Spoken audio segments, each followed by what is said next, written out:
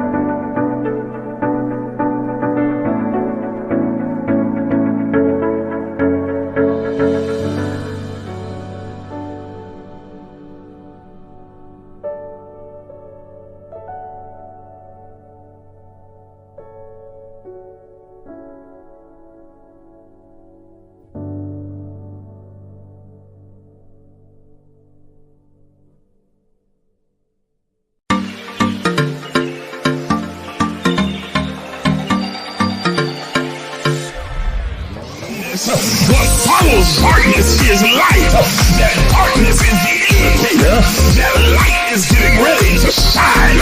So there it is in Genesis, when darkness was upon the face of the deep, and God in the spirit form moved upon the face of the waters, and then God said, let there be. Because darkness precedes the light. Are you understanding what I'm saying? But he needs the darkness there so that God can move upon the face of the deep, so that the shift can take place. Let's look at your neighbor and tell your neighbor that shift take place in the darkness.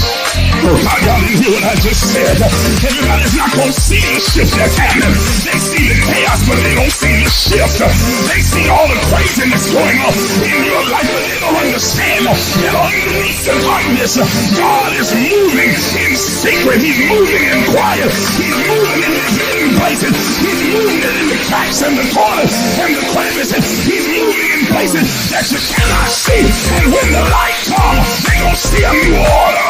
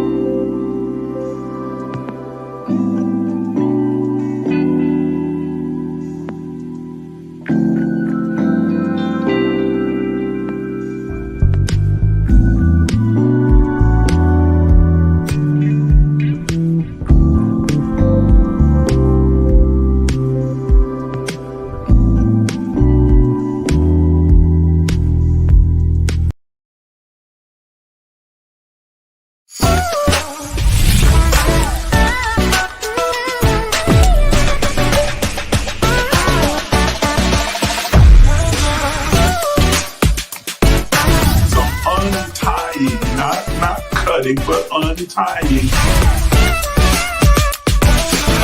And so the universe then has no choice. First attribute of the secret place. The secret place is a place of revelation. It makes you free because it awakens you and makes you consciously aware that you is an illusion.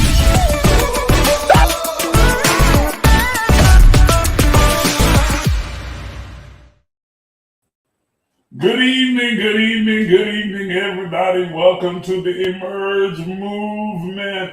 I am so glad that you decided to join me. You tuned in to the most powerful place on the planet, because here is where we empower you along your journey towards spiritual wholeness, giving you the tools that you need in order to curate and create the very best life, the highest and best version of yourself, that you might experience that abundant life that's made possible for every single person that lives in this three-dimensional space that we call Earth.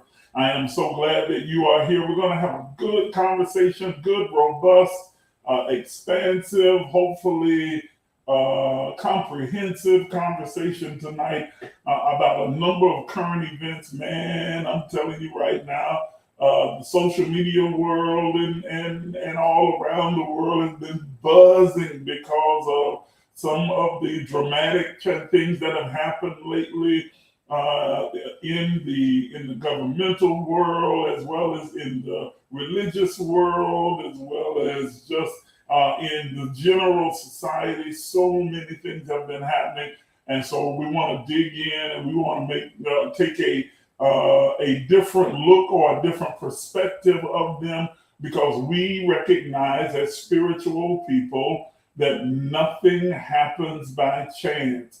Everything has purpose. There are no coincidences. There are no accidents. There are no mishaps.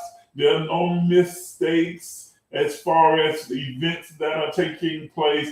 Whatever is happening, there is purpose laced within it. There are lessons laced within it. There's purpose woven into the very DNA and the structure of it. And so we want to see if we can't take a closer look at some of these events and begin to discern and decipher what those possible purposes are. What are the possibilities that are being set before us? What are the opportunities that are being created for us?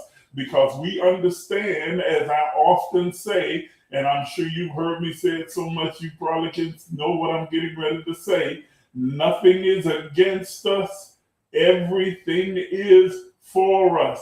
If God be for us, or the actual literal translation would be, since God is for us, since God is for us, since God is in us, through us, as us, since we are an animated expression of the divine, the all of everything, the God that is creator, then who or what can ever be against us? That is, there is nothing that is against us.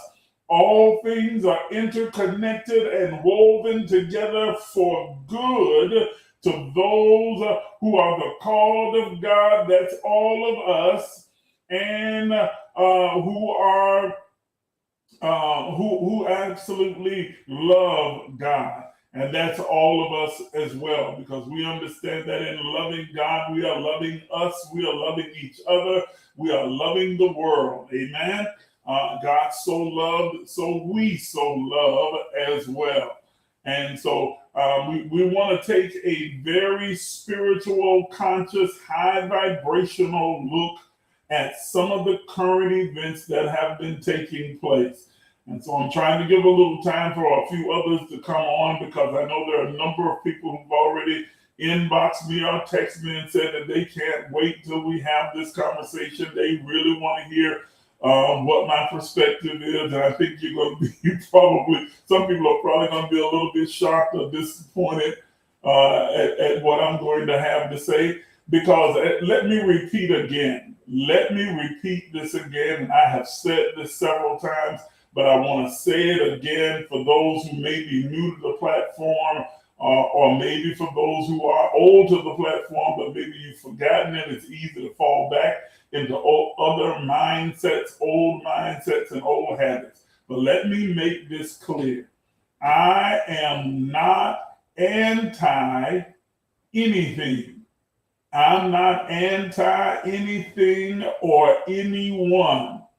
I am not anti-Christian, anti-Muslim, anti-Jew, anti-Islam, anti-Buddhist, anti-Hindu, anti-Sikh. I am not anti anything or anyone. I'm not anti-white, anti-black, anti-Asian, anti-indigenous or native.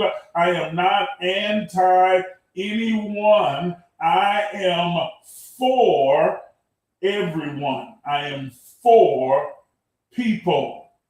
Okay? I am for people. And in this life, as we are all walking our own unique path and having our unique experiences as we matriculate through this three-dimensional experience that we call life, each and every single one of us are tasked with trying to arrive at those things, places, and people that best serve us, the things that work for us. One of the earmarks of highly evolved beings in highly evolved societies is that they quickly arrive to the conclusion that we simply need to find what works. And once we are able to agree around what works, everything else seems to flow out of that easily and smoothly. Ladies and gentlemen, you have to find what works for you, what best serves you, what promotes your highest version of yourself. What is it that helps you to be the best you that you can possibly be? And if it is working for you, it doesn't matter if anybody else understands it, agrees with it, or can embrace it. It doesn't matter whether they like it or they don't like it. They get mad about it or don't get mad about it. Whether they celebrate you or boo you, it does not matter. If it works for you, then you embrace it, hold on to it for as long as it serves you, for as long as it works for you. Just don't become married to anything. Wear it loosely like a garment so that when it no longer works for you, when it no longer serves your highest good, you can easily discard it. Not with malice, not with hate, not with strife or anything like that, but you've just outgrown it. It's served its purpose. It has fulfilled its usefulness, so you can easily discard it and move on and begin to evolve, elevate, accelerate, and embrace that which does serve you. Because what serves you today may not serve you next week. What serves you this year may not serve you next year. What serves you where you are right now may not serve you in the next place that you are. Are you understanding what I'm saying? And so whatever it is that serves you, whatever works for you, then I encourage you to embrace it. And if the traditions, the rhetoric, the ideologies of a particular religion, whether it be Buddhism, Hinduism, Christianism, Christianity, Islam, or whatever, if it is working for you, then hold fast to it. I'll borrow a particular principle from the biblical text in 1 Thessalonians. To prove all things, that is, test or try everything, and then hold on to the things that are good. Hold on to what works for you. Hold on to what best serves you. Try it all. Don't condemn anything or anyone. But if it works for you, wonderful. If it doesn't, then don't worry about it. It's like approaching a buffet table that has a plethora of different types of food from all parts of the world and different nationalities, cultures, and countries. And I invite you to try it all. But then you're going to determine which foods agree with you. Some of them give you upset stomach. Some of them cause you diarrhea. Some of them you just don't like the taste or the consistency of it. Some you don't like the flavor of it. It's okay, because what doesn't work for you will work for someone else.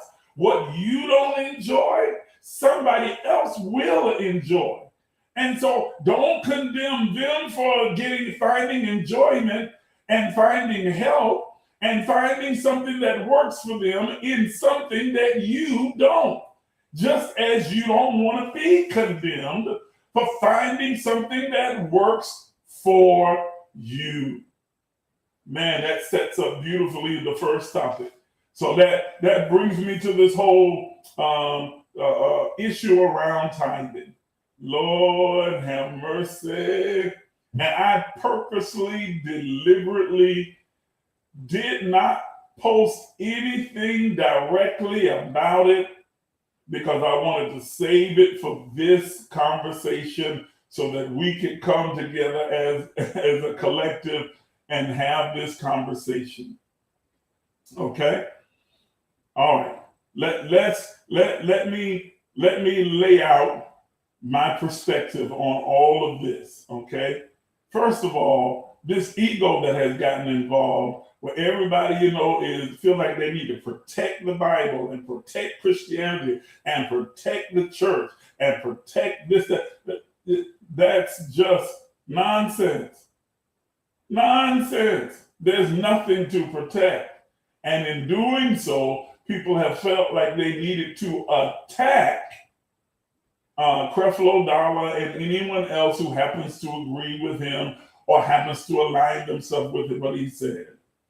Number two, that much of what he said has been twisted, turned, disfigured, misquoted, and taken completely out of context because to fit the narrative of the ego of the person that's speaking in whatever it is that they have identified with and now they're trying to defend. And so this poor man, unfortunately, is getting the consequence of having the courage to stand up and speak his own conviction, knowing that it's going to be misaligned with those who would normally follow his particular brand of ministry. So I applaud him for that, for just having the courage of his conviction and being willing to take that stand and to come out. And I mean, how many times in the 21st century, in the 20th century, in the church history period, have you known a leader to get up and admit that they were wrong about something, or confess and say, forgive me, I got this wrong?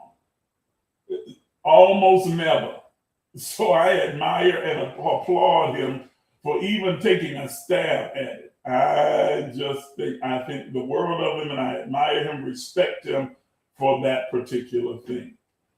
Okay, let's get to the meat of the matter. All right. From my perspective, is tithing wrong? No, it is absolutely not wrong. You are not wrong to tithe. You are not missing God or in bondage because you choose to tithe. Is tithing mandatory by God? No. It is absolutely not mandatory by God. It never was. It was never mandatory by God. It was made mandatory by the laws of men, by the voluntary, and it only became a law because of the voluntary choice that some in the patriarchate decided to make, And then those who decided to write their history, remember these are other people who are writing the diary and the notes of their history. Abraham didn't write his own history. Isaac didn't write his own history. Neither did Jacob. Neither did Adam, Eve, or any of the others. They didn't write their own history. Someone else wrote it, and they wrote it from their own human perspective, laced with their own human agenda. And those people then took what was a human experience that they had, a free choice that they made, and then turned it into a law. And then in order to make the law stick, they had to attribute it to God, and then turn around and attach curses and demons and devils and all other kinds of things to it, to say that if you don't do it, then, you know, everything you touch gonna be cursed, and you ain't gonna never be blessed, and you ain't gonna ever have this, that, or the other because you didn't do it. But it was never a commandment by God. It was never a commandment by God. And as a matter of fact, initially, when they were tithing, it wasn't money anyway. They didn't have no money, most of them. What was their currency was livestock and vegetables and produce and fruit and other things of that sort. They exchanged that as their tithe. Grain and wheat. You hear them talk about wave offerings and heave offerings, or making blood sacrifices of this lamb, goat, turtle dove, whatever. All of these things. Okay, so it wasn't a monetary thing anyway. It was livestock and produce and other goods that they would come and present. And it only became a law because of the lawgivers, the Levitical priesthood, and so on and so forth, and others who wanted to impose this as a particular law. Now, I have my own suspicions about that, because I suspect that they did so for the same reason that many people make it a law today, because they need that kind of mandatory, scary, fearful, frightful, dreadful hammer over people's heads in order to be able to get the kinds of funds in that they need in order to operate their particular brand of ministry. And so it's like, hey, you know, I'm not going to pull a gun, but I'm going to do you one better. I'm going to psychologically bind you to this particular behavior and say that if you don't do it, then God going to get you, and you're going to lose everything, and you're going to be cursed with a curse, and everything you touch going to be cursed, and you ain't going to be able to have nothing. But if you do it, you're going to be blessed in the city, in the field, in the country, and when you come, when you go, in your cupboards, in your weeding boards, in your quiver, in your, you know, it's just like that. Okay, it's nonsensical. However, let's keep going. However, so is it mandatory to tithe? No. Is it wrong to tithe? No. Should I tithe? If you want to, you absolutely should. What tithing is a means to an end. It is a means to an end. It is, like we talked about before, other things, a tool. A tool that you can use to activate, that's a good word, activate and accelerate the universal laws of prosperity, sowing and reaping, circulation, cause and effect, increase. All of these laws are activated not by tithing. Tithing is a vehicle, but the underlying thing or support, a foundation for tithing is giving. Ladies and gentlemen, we are all tasked with the responsibility to be givers. God is love. Love is demonstrated through generosity. The highest form of love is generosity. The highest expression of love is generosity. Hold on before you start wanting to throw something at me. When I say generosity, I am not limiting that to money. You are. Generosity involves giving of your time, giving of your talent, giving of your treasure, giving of your thoughts, your ideas, your work, your smile, your personality. It is giving. Giving is what triggers the law of compensation, the law of increase, the law of sowing and reaping, the law of cause and effect. Are you understanding the law of prosperity? All of these things are what cause prosperity and abundance to be heaped upon your life. It is how you manifest a currency, a current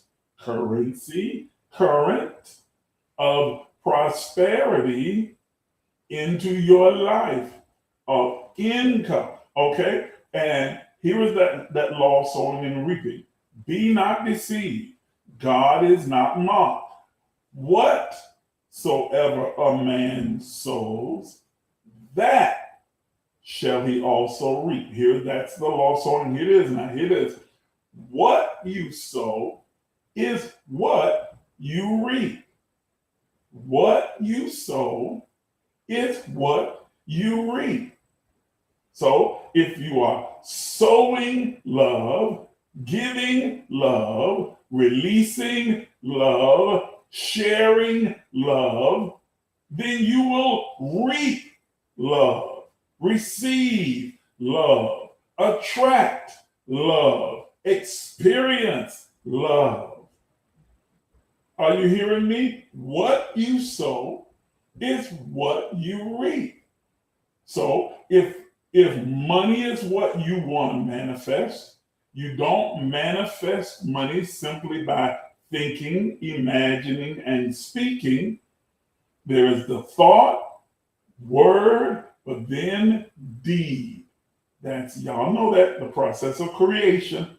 Thought, word, deed. Thought, word, deed. So there has to be a corresponding action to the thought. So if I am wanting to manifest money, what I sow is what I reap.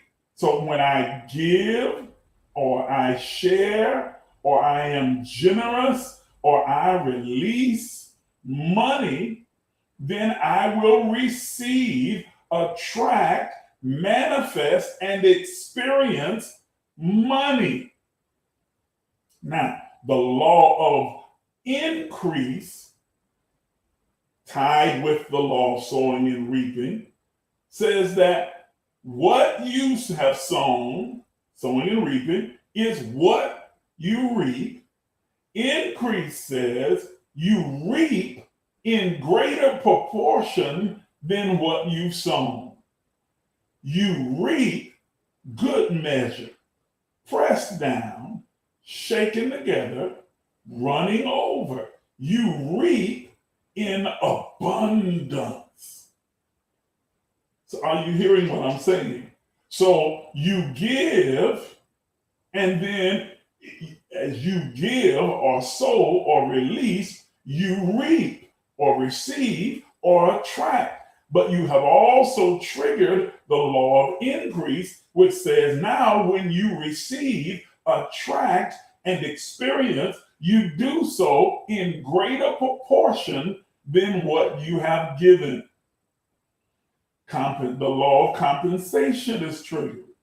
The law of compensation says that whatever you have done or made happen for anyone else, the universe, God, the Spirit, or the anointing, that is present within you and around you must cause to happen for you. You must receive compensation for what you have done. And again, this is not limited to money. So now let's come back to the tithe. I could go through the other laws, but y'all should remember that from the teaching before. So let's come back to the tithe. Tithing is just a tool or a form of giving. It's not mandatory. It's not something that you're going to be cursed if you don't do. It's not wrong. Okay?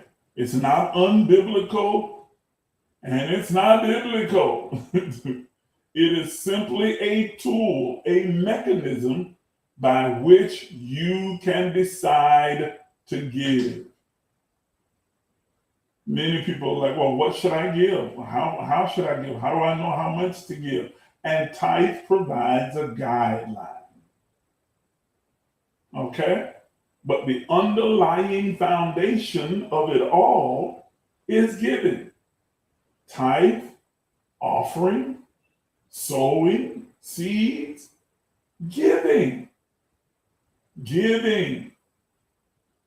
Are you still understanding what I'm saying?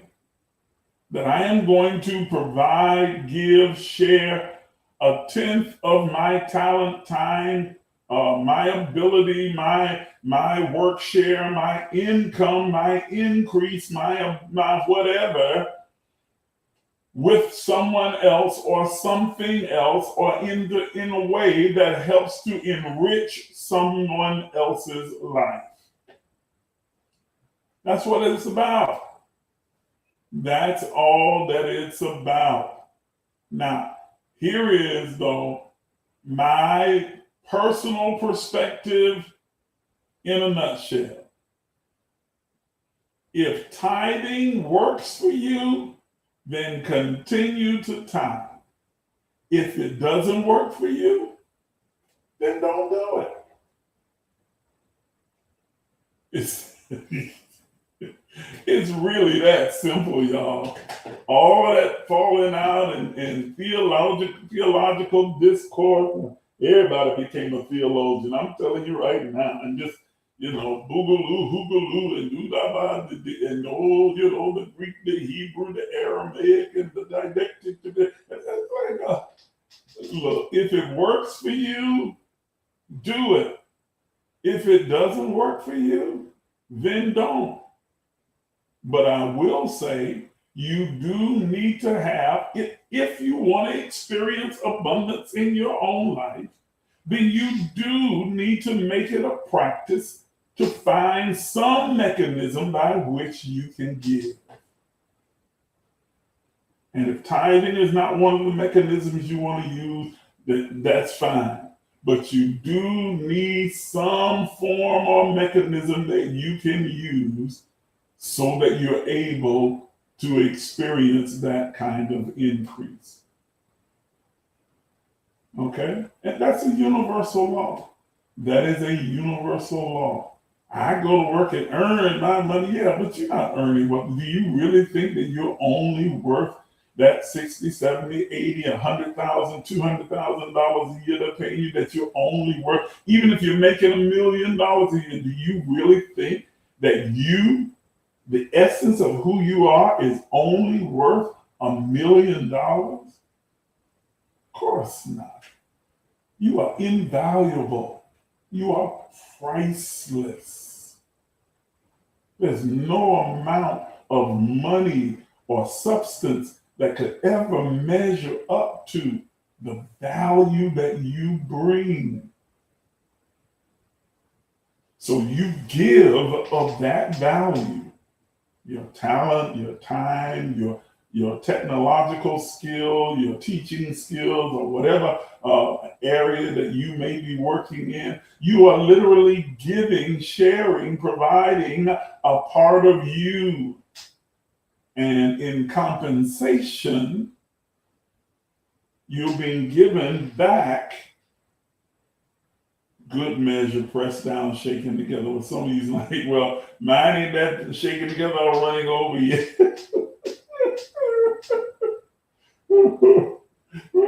The little $7.25 they paying me.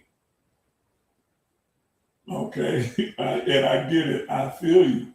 That's when you go look to work somewhere else, because I'm like, they're not even trying to give you what you worth.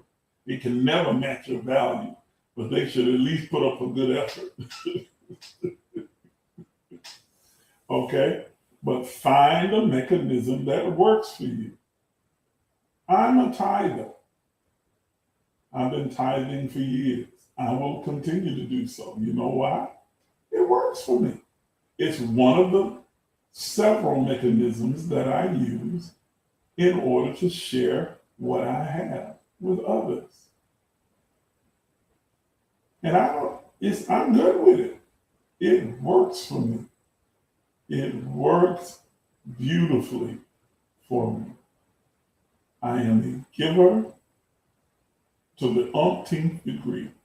I'm a giver to the point where some of my family members get upset with me because of my kids specifically, because of how much I give to people and do for people, at my own expense sometimes. That's just who I am. And so I use the mechanism of tithing, or I use offering, or I use volunteering, or I won't tell you all of the mechanisms that I use.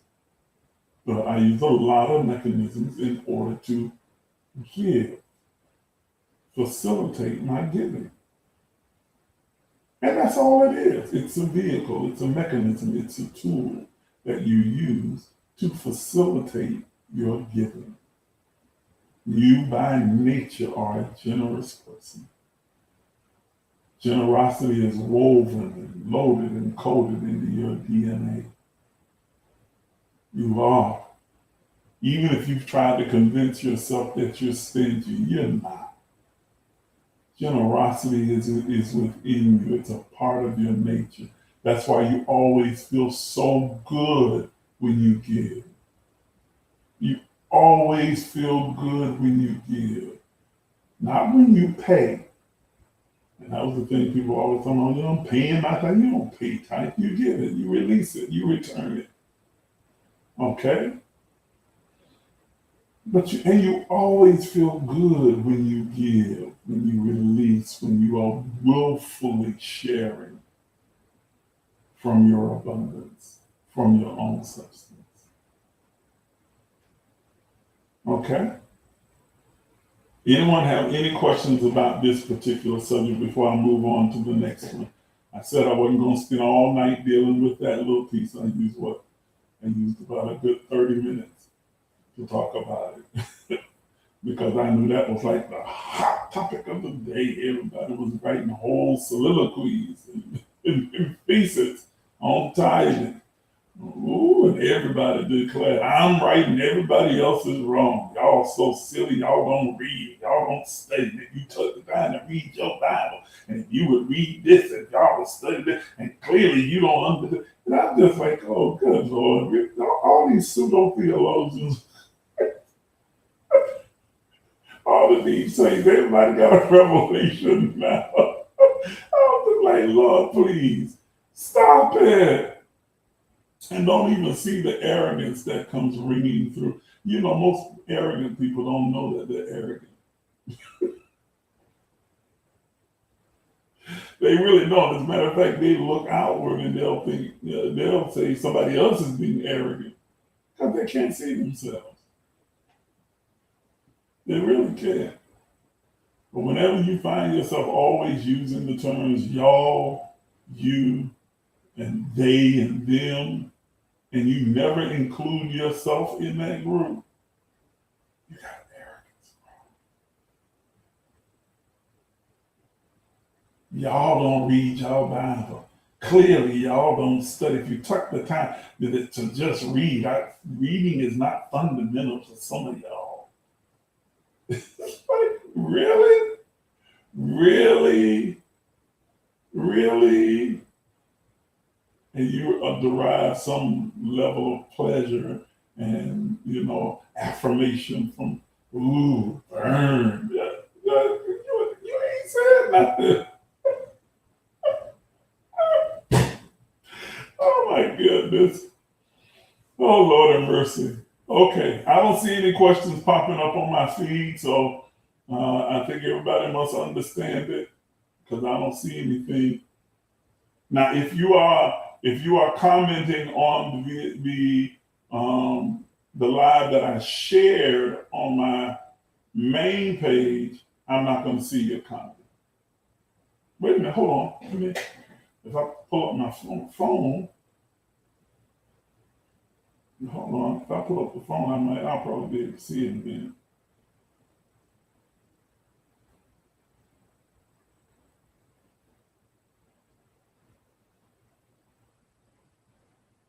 Yeah, here we go.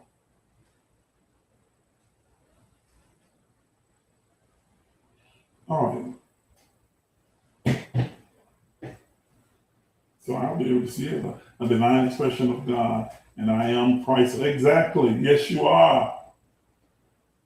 Yes, you are, Toya. Yes, you are. Yes, you are. Yes, you are. Okay. So everybody clear on the whole tithing, giving thing. It is important and imperative that you exercise your innate nature of generosity and giving, that you take opportunity to give. It enhances your experience in this three-dimensional experiment. It really enhances your experience and opens the door for you to experience it even more abundantly. To not be selfish with your ideas and thoughts and feelings and with your money or your goods or your substance, with the material things that you have, not to be selfish with them, not to be clingy with them, but to understand that to give is a blessed thing. It is a blessing and a joy and a part of your nature to be a giver. And that in doing so, you trigger and activate, you enact all of these spiritual laws. The law of sowing and reaping, the law of increase, the law of prosperity, the law of compensation, the law of cause and effect, and so on.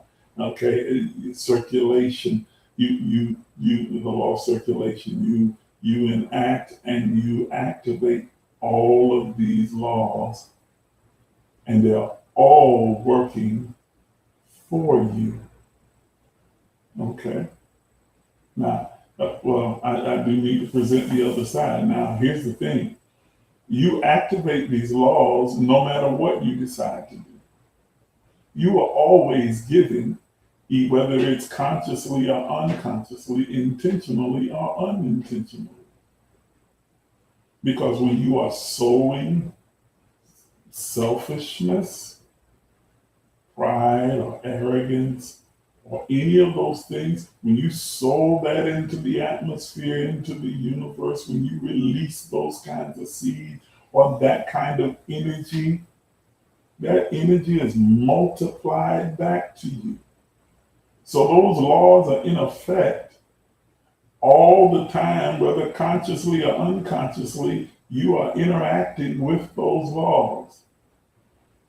But understanding those laws and tapping in and aligning with your truest, highest, virtuous nature allows you to be intentional about your interaction with those laws so that you can create and curate the experience of abundance that you desire.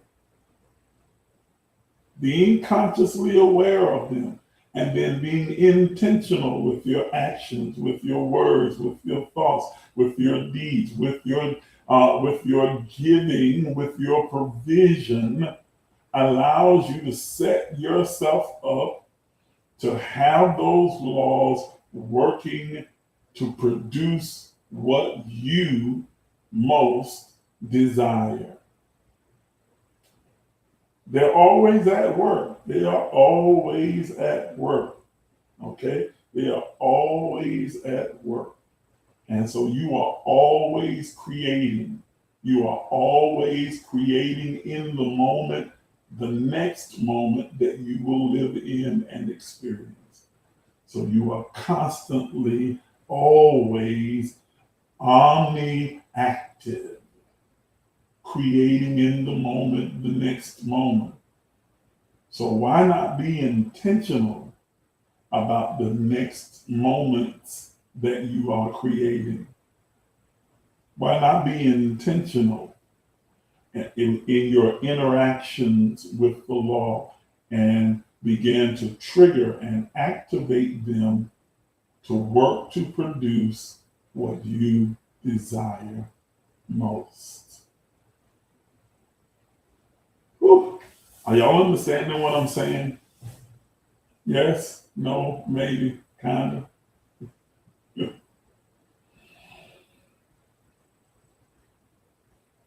Okay, I hope so. Man, look, see, it's been almost 50 minutes now. My time is almost up, and I haven't even gotten on to some of the other topics of the day, but I do want to touch on a couple of others, even if I do so briefly.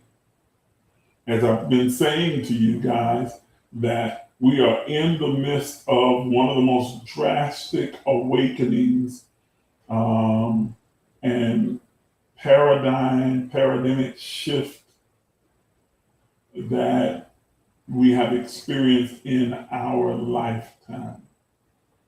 More and more. Okay, hold on a second.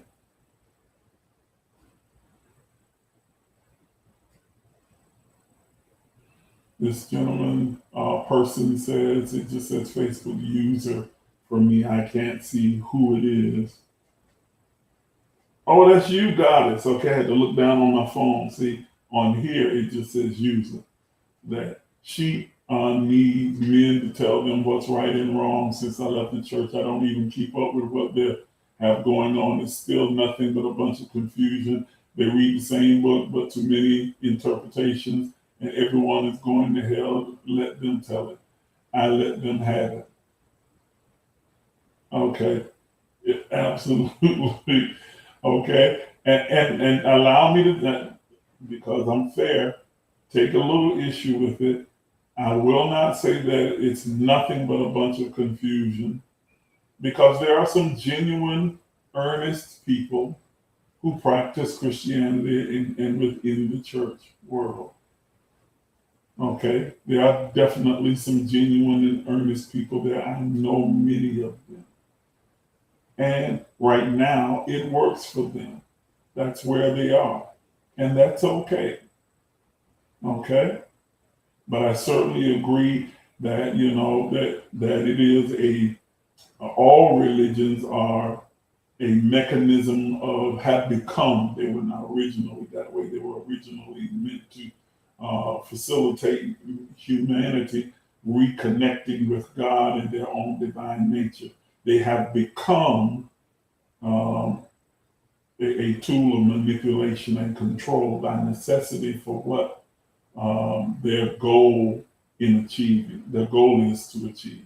So they have become that, and with the influx of legalisms, dogmas, rhetoric, and tradition, they have definitely become that. And so people like I can't even, they can't even make up their mind about, what car to buy without asking their pastor, their prophet, their preacher, whether to move here or move there, whether to get married or not. And you ask them and see what they say. Like you can't hear from God.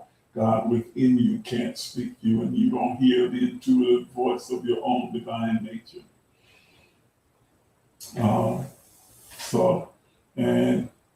But many of us started out in the church. I did, and I know a lot of you on here did. And then as you evolved and grew, and you began to vibrate higher, and you began to learn more, you outgrew the rituals and ideologies of that particular practice. And that's okay. And it's okay for the ones who are still there and they need it. That's okay. Everybody's walking their own path. Okay? All right. So, well, and Goddess, you definitely picked up on where I was getting ready to go. She said, insight on CERN if you have time after. Well, I'm already over time almost. Well, no, I got a few more minutes. But that's where I was getting ready to go. I wanted to take a moment and talk about what's happening with CERN. Now, for those who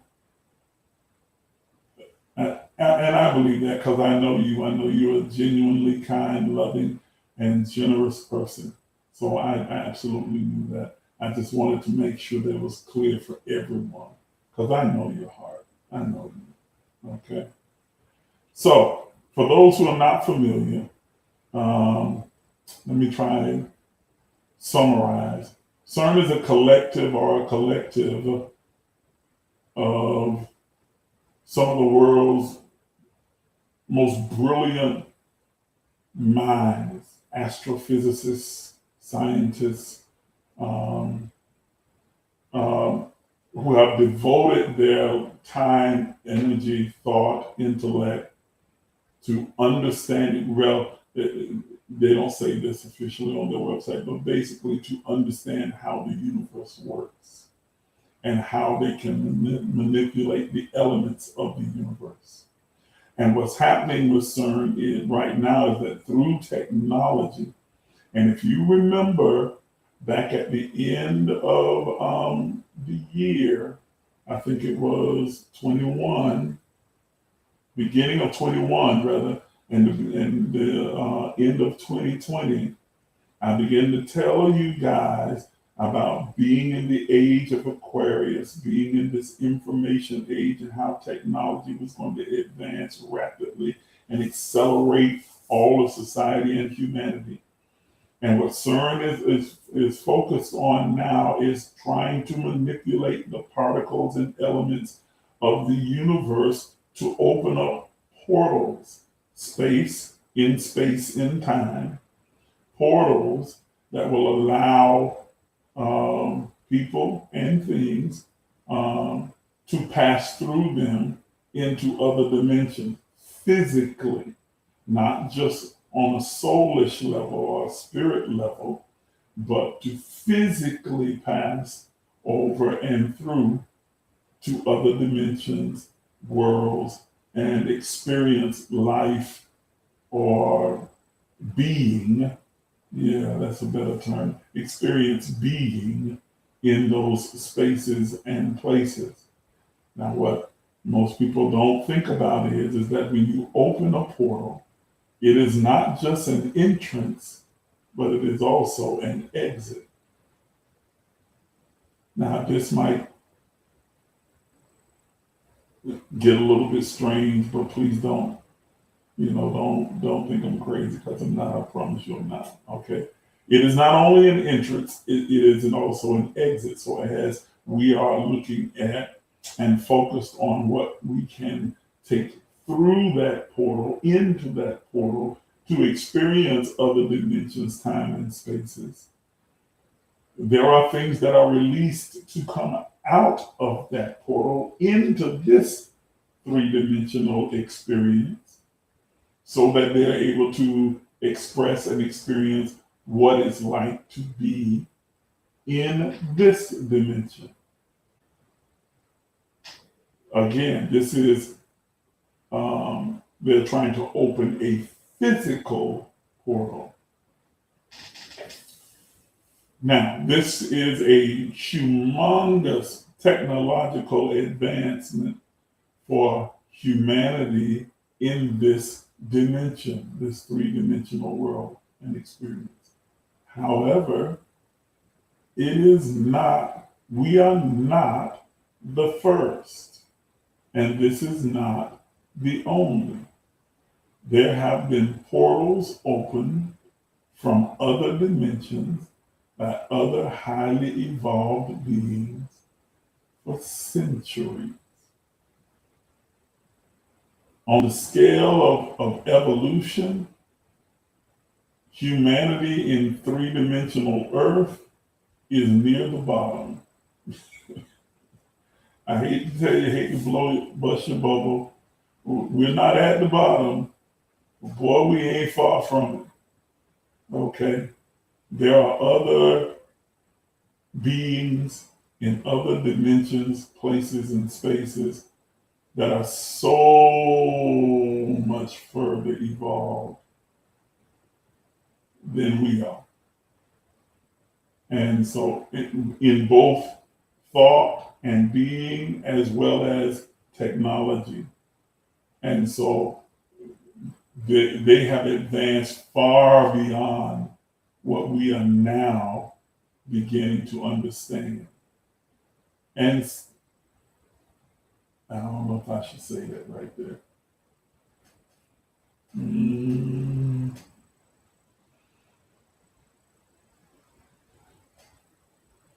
I'm gonna leave that part right there.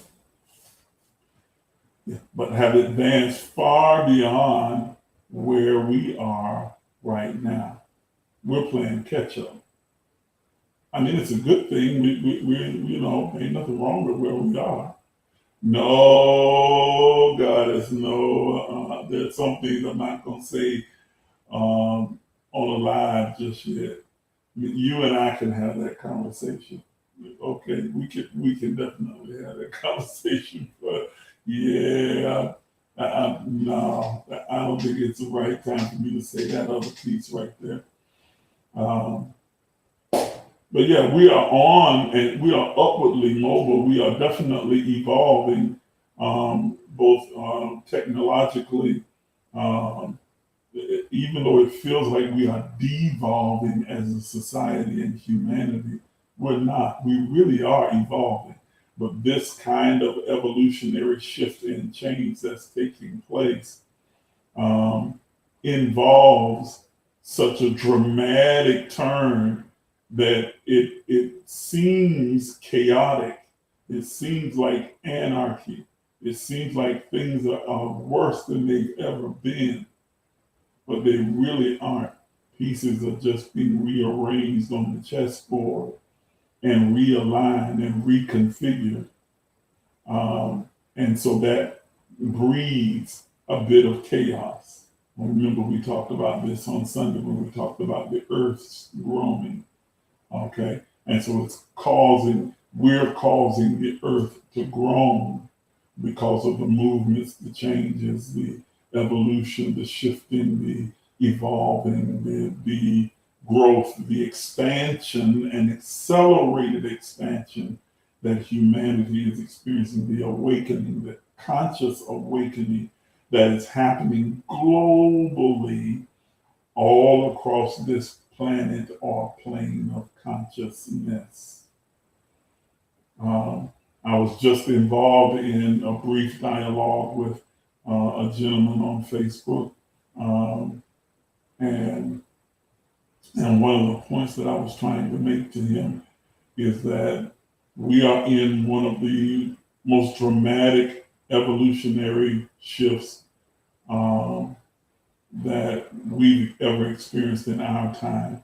And more people are finding it challenging to really connect with God and their own divinity through the old rhetorics, dogmas, legalisms that's heaped on them by the church.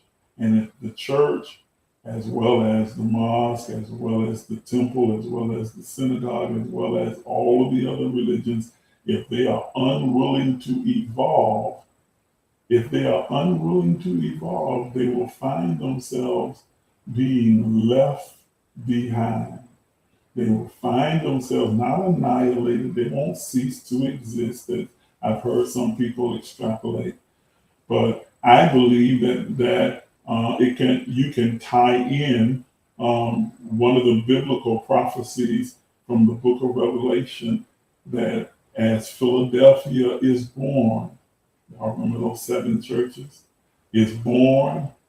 It begins as a small remnant, but it is growing quickly and vastly. there remains Laodicea. And what made Laodicea such a treacherous existence was not their lukewarmness, it's what caused them to be lukewarm. And what caused them to be lukewarm? It's summed up in one small phrase in that exchange, that narrative, when it says, and you think that you are rich and increased with goods and have need of nothing. Here it is, here's the pivotal point. And knoweth not, in other words, is unaware, unconscious of the fact that you are blind and naked and withered and halted. What leads to the lukewarmness is them not being self-aware that they are in a treacherous, broken, torn, unhealthy state, and yet all they can see of themselves is blissfulness. They're in a delusional, illusional state where they're saying everything's good, we right. It was good enough for mother, it's good enough for me. That old time religion, bring it back. We need to get back to holiness, get back to this, that, and see absolutely no need to shift, no need to change, no need to evolve, because we good. It's everybody else that's wrong. Like the woman who goes to see her son graduate as a cadet with the soldiers, and as they're out marching in their cadence, she looks down and taps the person and say, look, you see the group marching? Everybody's out of step except my son. That's kind of how the church views itself. Everybody else is out of step except for us. Nothing wrong with us. And so I share with the gentleman that, is it possible that beyond the rhetoric and all the, the hocus pocus about demons, devils, and people being wicked and principalities and powers and strongholds and all the other kind of stuff, and folk falling away in the Antichrist spirit and all of this stuff like that, is it possible that maybe the greater challenge facing the church is to look inward and inspect and re-examine its infrastructure, its mode of operation, and yes, some of its old treasured beliefs and ideologies that there are multitudes of people who have and are leaving the church, leaving organized religion, because it's not just Christianity that's experiencing it. Islam's experiencing the same thing, so is Hinduism, so is Buddhism, so is Taoism. But many you are just leaving organized, fear-based religion in order to find God, to rediscover their own divinity. It's not that they're leaving God. They're just leaving the rhetoric. They're leaving the traditions. They're leaving the ideology. They're leaving the trappings and the pomp and the circumstance that men have created around a religious idea in search of the authenticity and the purity of the essence of God, the very isness and ether of God, the very nature and power and presence of God. They've understood and evolved to the place where they understand that shouting, dancing, speaking in tongues, rolling and spitting bubbles and falling out does not equate to the presence of God, nor the power, nor the nature of God, or the isness of God. It is an evolutionary shift upward, which is causing a mass exodus from organized religion. And that's just That's a fact. The numbers don't lie. And the numbers bear out that fact. Everybody can't be wicked. Everybody can't be full of the devil and possessed. And because if that's the case, then God is losing and the devil's winning.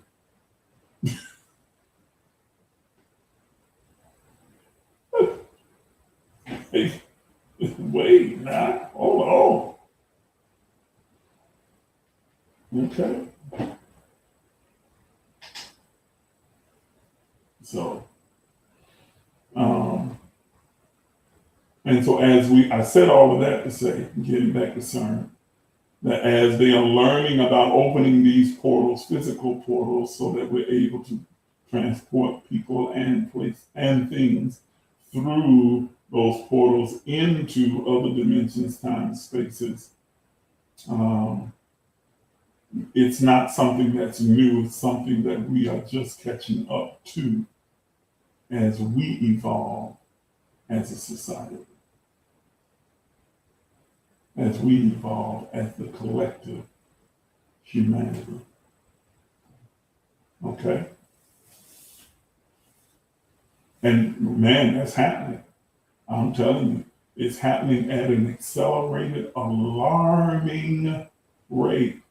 The political discourse, all of the social uprising and upheaval that's happening all around the world. Please don't get stuck. And I know it's hard because we got so much craziness going on in this United States right now. It's really hard to look and think globally because we got so much craziness happening here. But don't get stuck with only focusing on what's happening here. Look at what's happening globally with all of humanity, because I promise you it's all intertwined, it's all interconnected. It is all a part of one movement. Okay, one gigantic shift, gargantuan shift that's taking place. So all of the globe is in an upheaval in every pocket of human society. Okay. All right, I'm over my time. I still got some other things that I want to touch on because I wanted to talk about abortion.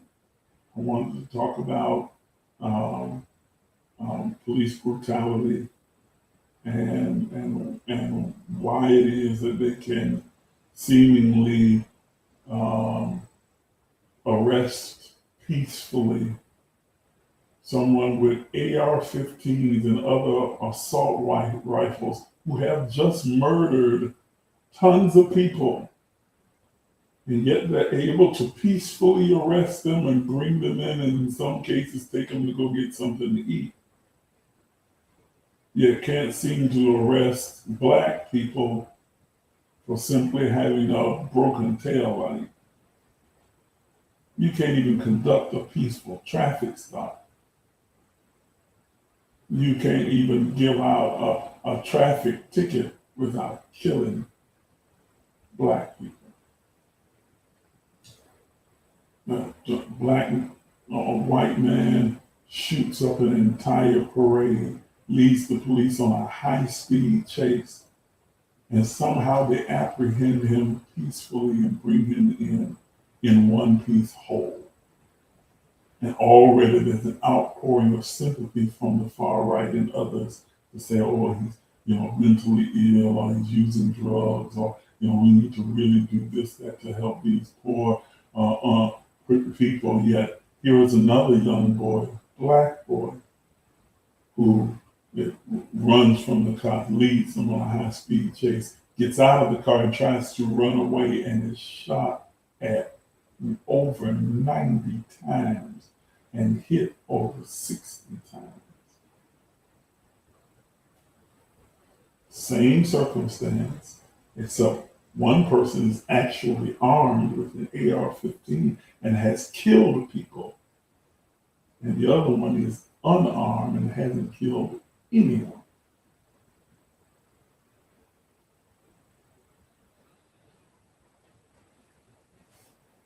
Now, there's a reason for that.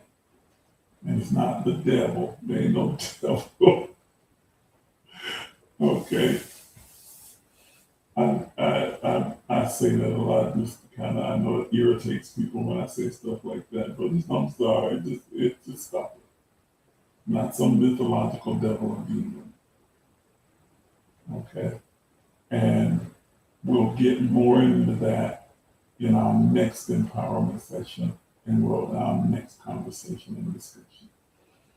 All right. So I want to give you an opportunity to express your love through giving.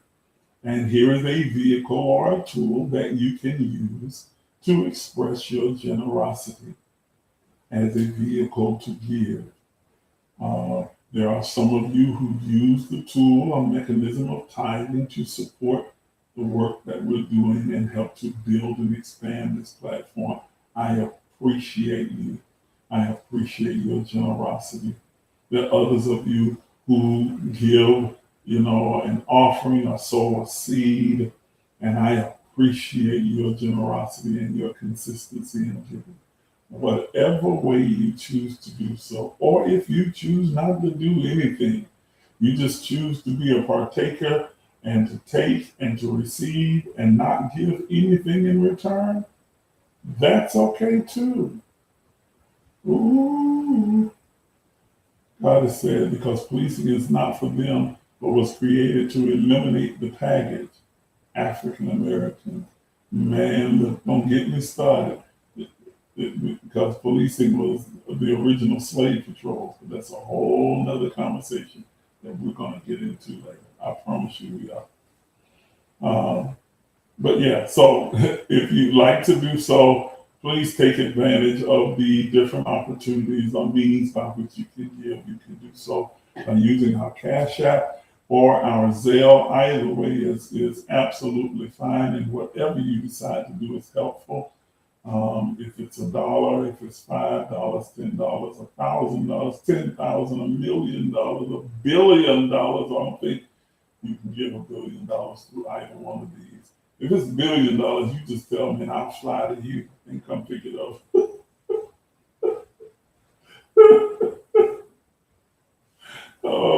If it's $1 million, if it's 100,000, I'll come fly to you, and then I'll come pick it up. Okay. But whatever you decide to do, I appreciate you. I'm grateful. I'm thankful to you for your generosity.